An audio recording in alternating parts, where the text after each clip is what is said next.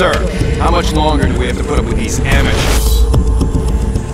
Hi, my name is Tim Bennison and I'm the executive producer of Prototype, and today this video is going to be showing you some of the varied mission types in this over-the-top action game. I mean, over-the-top action is the key vibe about Prototype, and we need some over-the-top missions to go along with that. So the first type of mission we're showing here is a rescue mission, which involves a chase, and it shows Alex's locomotion abilities going after this leader hunter. It's a major chase through much of Manhattan, and you really got to keep on your toes to keep up with them. Now, one of the cool things about this chase is you've got the military after you as well, and they finally catch up to both you and the leader hunter, and there's this giant battle in the streets of New York against some pretty heavily mutated creatures. So we end the rescue scenario with some heavy combat that shows off some of Alex's attack abilities. You see him doing the giant karate chop move with the blade arms, which is one of the attack powers. The cool thing about these brawler hunters is they can actually throw stuff at you.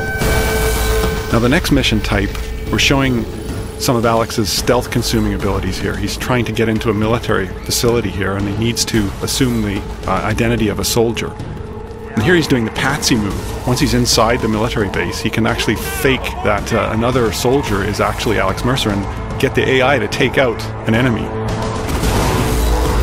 Now he's trying a more direct approach here to get access to the commander.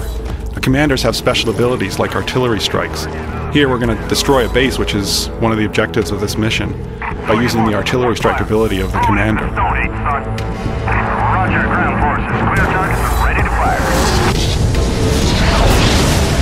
So the next mission type we're showing here is Disable.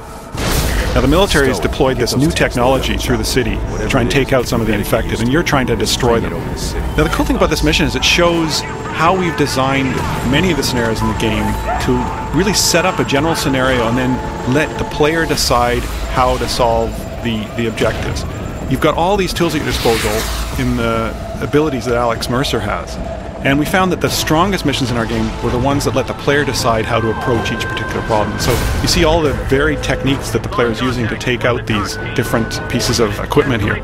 It's amazing the variety of gameplay we get out of this kind of mission design.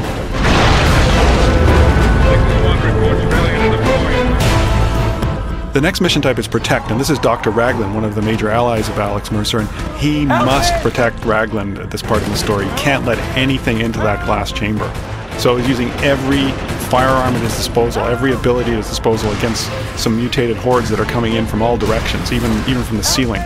So this is a pretty furious fight inside a contained environment. It really sets off the combat in the game.